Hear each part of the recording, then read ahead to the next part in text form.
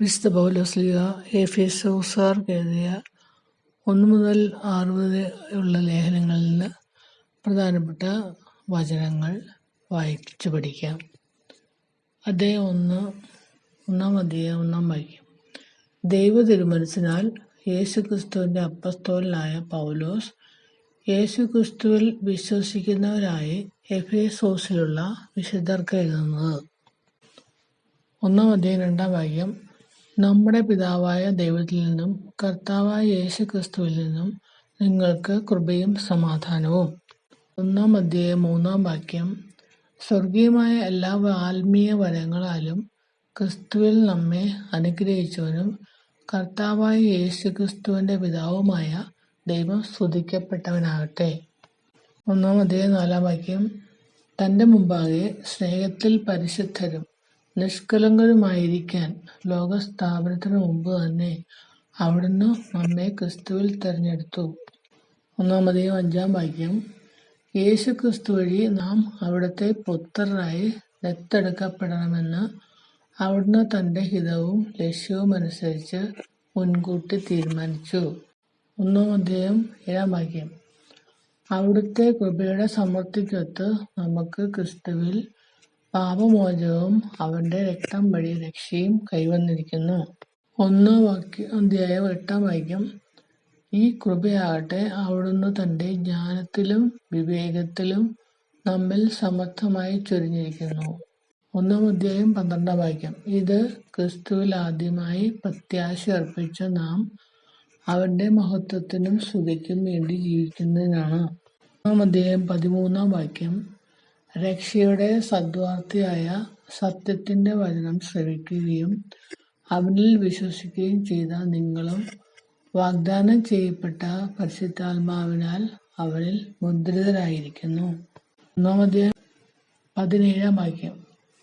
നമ്മുടെ കർത്താവായ യേശുക്രിസ്തുവിന്റെ ദൈവവും മഹത്വത്തിന്റെ പിതാവുമായവൻ ജ്ഞാനത്തിന്റെയും വെളിപാടിന്റെയും ആത്മാവിനെ നിങ്ങൾക്ക് പ്രദാനം ചെയ്തുകൊണ്ട് തന്നെക്കുറിച്ചുള്ള പൂർണ്ണമായ അറിവിലേക്ക് നിങ്ങളെ നയിക്കട്ടെ. 1 അധ്യായം 20 വാക്യം. ക്രിസ്തുവിനെ മരിച്ചവരിൽ നിന്നും ഉയർപ്പിക്കുകയും സ്വർഗത്തിൽ അവിടുത്തെ വലതുവശത്ത് ഇരുത്തുകയും ചെയ്തപ്പോൾ അവനിൽ പ്രവർത്തിച്ചത് ഈ ശക്തിയാണ്. സങ്കീർത്തനം 110:1. 1 അധ്യായം 23 വാക്യം. സഭ അവന്റെ ശരീരമാണ്, എല്ലാ വസ്തുക്കളിലും സകലവും പൂർത്തിയാക്കുന്ന അവന്റെ പൂർണ്ണതയുമാണ്. പൗലോസ്ലീഹ എഫെസോസ്യർക്ക് എഴുതിയ 2 അധ്യായത്തിലെ 1 വാക്യം. അധ്യായം 2. അപരാധങ്ങളും പാപങ്ങളും മൂലം ഒരിക്കൽ നിങ്ങൾ മൃതരായിരുന്നു. 2 അധ്യായം 2 വാക്യം. അന്ന് ഈ ലോകത്തിന്റെ ഗതി പിന്തുടർന്നും അനുസരണക്കേടിന്റെ മക്കളിൽ പ്രവർത്തിക്കുന്ന അരൂപിയായ അന്തരീക്ഷ ശക്തികളുടെ അധീശനെ അനുസരിച്ചുമാണ് നിങ്ങൾ നടന്നിരുന്നത്. 2 അധ്യായം 5 വാക്യം. ക്രിസ്തുവിനോടുകൂടെ നമ്മെ ജീവിപ്പിച്ചു കൃപയാൽ നിങ്ങൾ രക്ഷിക്കപ്പെട്ടു. 2 അധ്യായം 8 വാക്യം. വിശ്വാസം വഴി കൃപയാലാണ് നിങ്ങൾ രക്ഷിക്കപ്പെട്ടത്. അത് നിങ്ങൾ നേടിയെടുത്തതല്ല, ദൈവത്തിന്റെ ദാനമാണ്. 2 അധ്യായം 13 വാക്യം. എന്നാൽ ഒരിക്കൽ വിദൂരസ്ഥരായിരുന്ന നിങ്ങൾ ഇപ്പോൾ യേശു ക്രിസ്തുവിൽ അവന്റെ രക്തം വഴി സമീപസ്ഥരായിരിക്കുന്നു. 2 അധ്യായം 15 വാക്യം. കൽപ്പനകളുടെയും ചട്ടങ്ങളുടെയും ആധിപത്യം അവൻ തന്റെ ശരീരത്തിലൂടെ ഇല്ലാതാക്കി. 2 അധ്യായം 17 വാക്യം. വിദൂരസ്ഥരായിരുന്ന നിങ്ങളോടും സമീപസ്ഥരായിരുന്ന ഞങ്ങളോടും അവൻ സമാധാനം പ്രസംഗിച്ചു. യെശയ്യാ 57:19. 2 അധ്യായം 19 വാക്യം. ഇനിമേൽ നിങ്ങൾ അന്യരോ പരദേശികളോ അല്ല, വിശുദ്ധരുടെ സഹപൗരരും ദൈവഭവനത്തിലെ അംഗങ്ങളുമാണ്. 2 അധ്യായം 20 വാക്യം. അപ്പോസ്തലന്മാരും പ്രവാചകന്മാരുമാകുന്ന അടിത്തറമേൽ പണി ഉയർത്തപ്പെട്ടവരാണ് നിങ്ങൾ. ഈ അടിത്തറയുടെ മൂലക്കല്ല് ക്രിസ്തുവാണ്. 3 അധ്യായം 1 വാക്യം.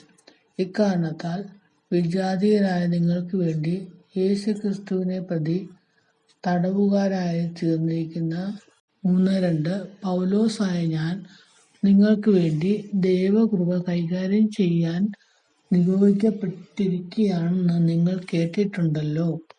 3 അധ്യായം 3 വാക്യം. ഞാൻ മുൻപ് ചുരുക്കമായി നിങ്ങൾക്ക് എഴുതിയിട്ടുള്ളതുപോലെ വെളിപാട് വഴിയാണ് രഹസ്യം എനിക്ക് അറിവായത്. 3-ാം അധ്യായം 6-ാം വാക്യം. ഈ വെളിപാടനുസരിച്ച് വിജാതിയർ കൂട്ടവകാശികളും ഒരേ ശരീരത്തിന്റെ അംഗങ്ങളും സുവിശേഷത്തിലൂടെ യേശുക്രിസ്തുവിൽ വാഗ്ദാനത്തിന്റെ ഭാഗവാക്കുകളുമാണ്. 3-ാം അധ്യായം 17-ാം വാക്യം. വിശ്വാസം വഴി ക്രിസ്തു നിങ്ങളുടെ ഹൃദയങ്ങളിൽ വസിക്കണമെന്നും നിങ്ങൾ സ്നേഹത്തിൽ വേരുപാകി അടിയുറയ്ക്കണമെന്നും ഞാൻ പ്രാർത്ഥിക്കുന്നു. എഫേസ്യർക്ക് എഴുതിയ ലേഖനം 4-ാം അധ്യായം 1-ാം വാക്യം. കർത്താവിനു വേണ്ടി തടവുകാരനായി തീർന്നിരിക്കുന്ന ഞാൻ നിങ്ങളോട് അപേക്ഷിക്കുന്നു, നിങ്ങൾക്കു ലഭിച്ച വിളിക്കു യോഗ്യമായ ജീവിതം നയിക്കുവിൻ. 4-ാം അധ്യായം 6-ാം വാക്യം. സകലതിലുമുപരിയും സകലതിലൂടെയും സകലതിലും വർത്തിക്കുന്നവനും നമ്മുടെ എല്ലാം പിതാവുമായ ദൈവം ഒരുവൻ മാത്രം. 4-ാം അധ്യായം 6-ാം വാക്യം. 4-ാം അധ്യായം 11-ാം വാക്യം. അവൻ ചിലർക്ക് അപ്പസ്തോലന്മാരും പ്രവാചകന്മാരും പ്രഘോഷകന്മാരും ഇടയന്മാരും പ്രബോധകന്മാരും മറ്റും ആകാൻ വരം നൽകി. അവൻ ചിലർക്ക് അപ്പസ്തോലന്മാരും പ്രവാചകന്മാരും സുവിശേഷ പ്രഘോഷകന്മാരും ഇടയന്മാരും പ്രബോധകന്മാരും മറ്റും ആകാൻ വരം നൽകി. 4-ാം അധ്യായം 17-ാം വാക്യം. കർത്താവിൽ ഞാൻ നിങ്ങളോട് ഉറപ്പിച്ചു പറയുകയും സാക്ഷ്യപ്പെടുത്തുകയും ചെയ്യുന്നു, നിങ്ങൾ ഇനിയൊരിക്കലും വ്യർത്ഥ ചിന്തയിൽ കഴിയുന്ന വിജാതീയരെ പോലെ ജീവിക്കരുത്. 4-ാം അധ്യായം 22-ാം വാക്യം. നിങ്ങളുടെ പഴയ ജീവിത രീതിയിൽ നിന്ന് രൂപം കൊണ്ട വഞ്ചന നിറഞ്ഞ ആസക്തികളാൽ കലുഷിതനായ പഴയ മനുഷ്യനെ ദൂരെ എറിയുവിൻ. 4-ാം അധ്യായം 23-ാം വാക്യം. നിങ്ങൾ മനസ്സിന്റെ ചൈതന്യത്തിൽ നവീകരിക്കപ്പെടട്ടെ. 4-ാം അധ്യായം 24-ാം വാക്യം. യഥാർത്ഥമായ വിശുദ്ധിയിലും നീതിയിലും ദൈവത്തിന്റെ സാദൃശ്യത്തിൽ സൃഷ്ടിക്കപ്പെട്ട പുതിയ മനുഷ്യനെ നിങ്ങൾ ധരിക്കുവിൻ. 4-ാം അധ്യായം 26-ാം വാക്യം. കോപിക്കാം, എന്നാൽ പാപം ചെയ്യരുത്. നിങ്ങളുടെ കോപം സൂര്യൻ അസ്തമിക്കുന്നത് വരെ നീണ്ടുപോകാതിരിക്കട്ടെ. 4-ാം അധ്യായം 30-ാം വാക്യം. രക്ഷയുടെ ദിനത്തിനു വേണ്ടി നിങ്ങളെ മുദ്രിതരാക്കിയ ദൈവത്തിന്റെ പരിശുദ്ധാത്മാവിനെ വേദനിപ്പിക്കരുത്. 4-ാം അധ്യായം 31-ാം വാക്യം. സകല വിദ്വേഷവും ശോഭവും ക്രോധവും അട്ടഹാസവും ദൂഷണവും എല്ലാ തിന്മകളോടും കൂടെ നിങ്ങൾ ഉപേക്ഷിക്കുവിൻ. 4-ാം അധ്യായം 32-ാം വാക്യം. ദൈവം ക്രിസ്തു വഴി നിങ്ങളോട് ക്ഷമിച്ചതുപോലെ നിങ്ങളും പരസ്പരം ക്ഷമിച്ചും കരുണ കാണിച്ചും ഹൃദയ ആർദ്രതയോടെ പെരുമാറുവിൻ. എഫേസ്യർക്ക് എഴുതിയ ലേഖനം 5-ാം അധ്യായം 1-ാം വാക്യം. വത്സല മക്കളെപ്പോലെ നിങ്ങൾ ദൈവത്തെ അനുകരിക്കുന്നവരാകുവിൻ. 5-ാം അധ്യായം 2-ാം വാക്യം. ക്രിസ്തു നിങ്ങളെ സ്നേഹിച്ചതുപോലെ നിങ്ങളും സ്നേഹത്തിൽ ജീവിക്കുവിൻ. അവിടുന്ന് നമുക്ക് വേണ്ടി സുരവില കാഴ്ചയും ബലിയുമായി തന്നെ ദൈവത്തിന് സമർപ്പിച്ചു. 5-ാം അധ്യായം 3-ാം വാക്യം. നിങ്ങളിടയിൽ വ്യഭിചാരത്തിന്റെയും യാതൊരുവിധ അശുദ്ധിയുടെയും അത്യാഗ്രഹത്തിന്റെയും പേര് പോലും കേൾക്കരുത്. അങ്ങനെ വിശുദ്ധർക്ക് യോഗ്യമായ രീതിയിൽ വർത്തിക്കുവിൻ. 5-ാം അധ്യായം 4-ാം വാക്യം. മ്ലേച്ഛതയും വ്യർത്ഥ ഭാഷണവും ചാപല്യവും നമുക്ക് യോജിച്ചതല്ല, പകരം കൃതജ്ഞതാ സ്തോത്രമാണ് ഉചിതം. 5-ാം അധ്യായം 5-ാം വാക്യം. വ്യഭിചാരിക്കും അശുദ്ധനും അത്യാഗ്രഹിക്കും വിഗ്രഹാരാധകനും ദൈവത്തിന്റെയും ക്രിസ്തുവിന്റെയും രാജ്യത്തിൽ അവകാശമില്ലെന്ന് നിങ്ങൾ അറിഞ്ഞുകൊള്ളുവിൻ. 5-ാം അധ്യായം 8-ാം വാക്യം. ഒരിക്കൽ നിങ്ങൾ അന്ധകാരമായിരുന്നു, ഇന്ന് നിങ്ങൾ കർത്താവിൽ പ്രകാശമായിരിക്കുന്നു. 5-ാം അധ്യായം 9-ാം വാക്യം. പ്രകാശത്തിന്റെ മക്കളെപ്പോലെ വർത്തിക്കുവിൻ. പ്രകാശത്തിന്റെ ഫലം സകല നന്മയിലും നീതിയിലും സത്യത്തിലുമാണ് പ്രത്യക്ഷപ്പെടുന്നത്. 5-ാം അധ്യായം 14-ാം വാക്യം. അതുകൊണ്ടാണ് ഇപ്രകാരം പറയപ്പെട്ടിരിക്കുന്നത്, ഉറങ്ങുന്നവനെ ഉണരുക, മരിച്ചവരിൽ നിന്ന് എഴുന്നേൽക്കുക, ക്രിസ്തു നിന്റെ മേൽ പ്രകാശിക്കും. യെശയ്യാ 26-ാം അധ്യായം 19-ാം വാക്യവും 60-ാം അധ്യായവും 1-ാം വാക്യവും ഇതിന് തുല്യമാണ്. 5-ാം അധ്യായം 19-ാം വാക്യം. സങ്കീർത്തനങ്ങളാലും ഗാനങ്ങളാലും ആത്മീയ ഗീതങ്ങളാലും പരസ്പരം സംഭാഷണം ചെയ്യുവിൻ. ഗാനാലാപങ്ങളാൽ പൂർണ്ണ ഹൃദയത്തോടെ കർത്താവിനെ പ്രകീർത്തിക്കുവിൻ. 5:20 എപ്പോഴും എല്ലാറ്റിനും വേണ്ടി നമ്മുടെ കർത്താവായ യേശുക്രിസ്തുവിന്റെ നാമത്തിൽ പിതാവായ ദൈവത്തിന് കൃതജ്ഞത അർപ്പിക്കുവിൻ. 5:21 ക്രിസ്തുവിനോടുള്ള ബഹുമാനത്തെ പ്രതി നിങ്ങൾ പരസ്പരം വിധേയരായിരിക്കുവിൻ. 5:30 എന്തെന്നാൽ നാം അവന്റെ ശരീരത്തിന്റെ അവയവങ്ങളാണ്. പൗലോസ് എഫെസോസ്യർക്ക് എഴുതിയ ലേഖനം 6:2 നിങ്ങൾക്ക് നന്മ കൈവരുന്നതിനും ഭൂമിയിൽ ദീർഘകാലം ജീവിക്കുന്നതിനും വേണ്ടി മാതാവിനെയും പിതാവിനെയും ബഹുമാനിക്കുക. 6:4 പിതാക്കന്മാരെ, നിങ്ങൾ കുട്ടികളിൽ കോപം ഉളവാക്കരുത്, അവരെ കർത്താവിന്റെ ശിക്ഷണത്തിലും ഉപദേശത്തിലും വളർത്തുവിൻ. 6:5 ദാസന്മാരെ, നിങ്ങളുടെ ലൗകിക യജമാനന്മാരെ ക്രിസ്തുവിന് എന്നപോലെ ഭയത്തോടും ബഹുമാനത്തോടും ആത്മാർത്ഥതയോടും കൂടെ അനുസരിക്കണം. 6:11 സാത്താന്റെ കുടിലതന്ത്രങ്ങളെ എതിർത്തു നിൽക്കാൻ ദൈവത്തിന്റെ എല്ലാ ആയുധങ്ങളും ധരിക്കുവിൻ. 6:13 അതിനാൽ ദൈവത്തിന്റെ എല്ലാ ആയുധങ്ങളും ധരിക്കുവിൻ, തിന്മയുടെ ദിനത്തിൽ ചെറുത്തു നിൽക്കാനും എല്ലാ കർത്തവ്യങ്ങളും നിറവേറ്റിക്കൊണ്ട് പിടിച്ചു നിൽക്കാനും അങ്ങനെ നിങ്ങൾക്ക് സാധിക്കും. 6:14 അതിനാൽ സത്യം കൊണ്ട് അരമുറുക്കി നീതിയുടെ കവചം ധരിച്ച് നിങ്ങൾ ഉറച്ചു നിൽക്കുവിൻ. ഇതിന് തുല്യമായ വചനഭാഗം യെശയ്യാ 11:5 യെശയ്യാ 59:17 6:15 സമാധാനത്തിന്റെ സുവിശേഷത്തിനുള്ള ഒരുക്കമാകുന്ന പാദരക്ഷകൾ ധരിക്കുവിൻ. 6:16 സർവോപരി ദുഷ്ടന്റെ ജ്വലിക്കുന്ന കൂരമ്പുകളെ കെടുത്തുന്നതിന് നിങ്ങളെ ശക്തരാക്കുന്ന വിശ്വാസത്തിന്റെ പരിചയെടുക്കുവിൻ. 6:17 രക്ഷയുടെ പടത്തൊപ്പി അണിയുകയും ദൈവവചനമാകുന്ന ആത്മാവിന്റെ വാൾ എടുക്കുകയും ചെയ്യുവിൻ. 6:18 നിങ്ങൾ അപേക്ഷകളോടും യാചനകളോടും കൂടെ എല്ലാ സമയവും ആത്മാവിൽ പ്രാർത്ഥനാനിരതരായിരിക്കുവിൻ. അവിശ്രാന്തം ഉണർന്നിരുന്ന് എല്ലാ വിശുദ്ധർക്കും വേണ്ടി പ്രാർത്ഥിക്കുവിൻ. 6:20 സുവിശേഷ രഹസ്യത്തിന്റെ ബന്ധനസ്ഥനായ സ്ഥാനപതിയാണല്ലോ ഞാൻ.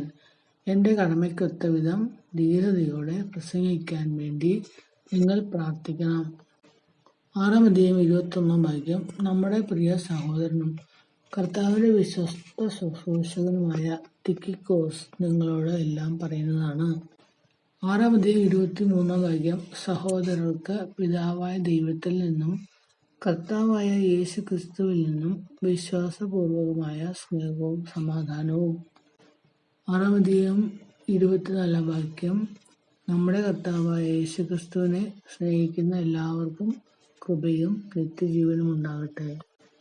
പൗലോസ് എഫെസോസ്യർക്ക് എഴുതിയ ലേഖനത്തിൽ 1-6 അധ്യായങ്ങളിൽ കൃപ എന്ന വാക്കും രക്ഷ എന്ന വാക്കും എത്ര തവണ ആവർത്തിച്ചിട്ടുണ്ടെന്ന് ഇനി വായിക്കുന്നു.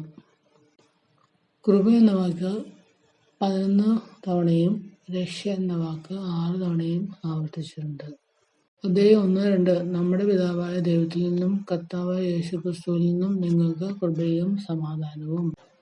1:6 അവിടുന്ന് ഇപ്രകാരം ചെയ്തത് തന്റെ പ്രിയപ്പെട്ടവനിലൂടെ നമ്മിൽ ചൊരിഞ്ഞ തന്റെ കൃപയുടെ മഹത്വത്തിനും പുകഴ്ചയ്ക്കും വേണ്ടിയാണ്.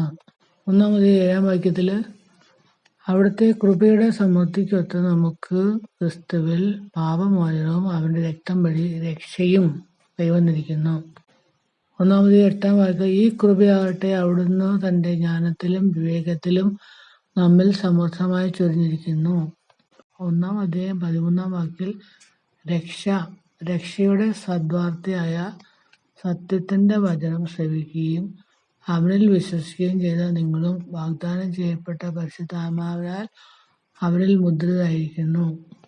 2-ാം അധ്യായത്തിൽ സഭ ഇടുങ്ങിയ രക്ഷ തന്നെയാണ് രക്ഷ ദൈവികദാനം.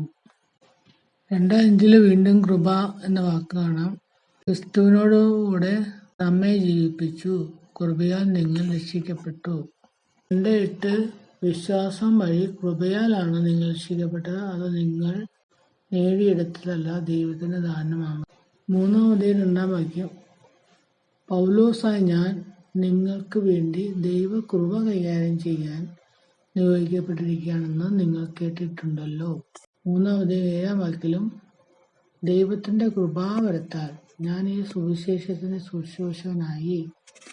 അവിടുത്തെ ശക്തിയുടെ പ്രവർത്തനങ്ങളുടെ ഫലമായിട്ടത്രേ എനിക്ക് ഈ കൃപാവരം നൽകപ്പെട്ടത്. അധ്യായം 4:7 കൃപാവരങ്ങളുടെ വൈവിധ്യം. സഭയുടെ 4:7 നമുക്കോരോരുത്തർക്കും ക്രിസ്തുവിന്റെ ദാനത്തിനനുസൃതമായി കൃപ നൽകപ്പെട്ടിരിക്കുന്നു.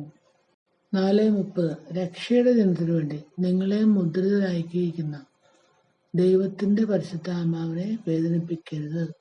4:32 ദൈവം ക്രിസ്തു വഴി നിങ്ങളോട് ക്ഷമിച്ചതുപോലെ നിങ്ങളും പരസ്പരം ക്ഷമിച്ചും കരുണ കാണിച്ചും ഹൃദയാർദ്രതയോടെ പെരുമാറുവിൻ.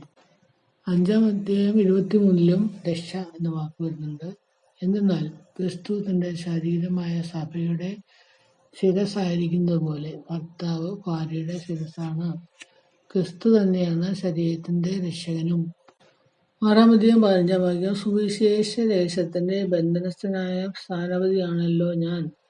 എന്റെ കടമയ്ക്കൊത്തവിധം ധീരതയോടെ പ്രസംഗിക്കാൻ വേണ്ടി നിങ്ങൾ പ്രാർത്ഥിക്കണം.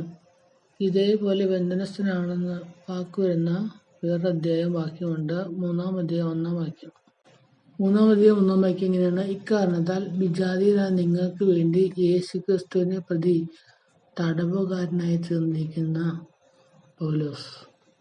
6:20 സുവിശേഷ രഹസ്യത്തിന്റെ ബന്ധനസ്ഥനായ സ്ഥാനപതിയാണല്ലോ ഞാൻ. 6:24 വീണ്ടും കൃപ കാണാം. നമ്മുടെ കർത്താവായ യേശുക്രിസ്തുവിനെ സ്നേഹിക്കുന്ന എല്ലാവർക്കും കൃപയും നിത്യജീവനും ഉണ്ടാകട്ടെ. വിശുദ്ധ ലൂക്കായുടെ സുവിശേഷത്തിലും 18-ാം 19-ാം 21-ാം രക്ഷ എന്ന വാക്ക് കാണാം. 18:26 ഇത് കേട്ടവർ ചോദിച്ചു, അങ്ങനെയെങ്കിൽ രക്ഷ പ്രാപിക്കാൻ ആർക്ക് കഴിയും? 19:9 യേശു അവരോട് പറഞ്ഞു, ഇന്ന് ഈ ഭവനത്തിനു രക്ഷ ലഭിച്ചിരിക്കുന്നു, ഇവനും അബ്രാഹത്തിന്റെ പുത്രനാണ്. ലൂക്കാ 21:36 സംഭവിക്കാനിരിക്കുന്ന ഇവയിൽ നിന്നെല്ലാം രക്ഷപ്പെട്ട് മനുഷ്യപുത്രന്റെ മുമ്പിൽ പ്രത്യക്ഷപ്പെടാൻ വേണ്ട കരുത്ത് ലഭിക്കാൻ സദാ പ്രാർത്ഥിച്ചുകൊണ്ട് ജാഗരൂകരായിരിക്കുവിൻ. അങ്ങനെ കൃപ എന്ന വാക്ക് 11 തവണ ആവർത്തിച്ചിട്ടുണ്ട്. രക്ഷ ലേഖനത്തിൽ തന്നെ 6 തവണയും ലൂക്കായുടെ സുവിശേഷത്തിൽ 3 തവണയും വായിക്കുന്നുണ്ട്.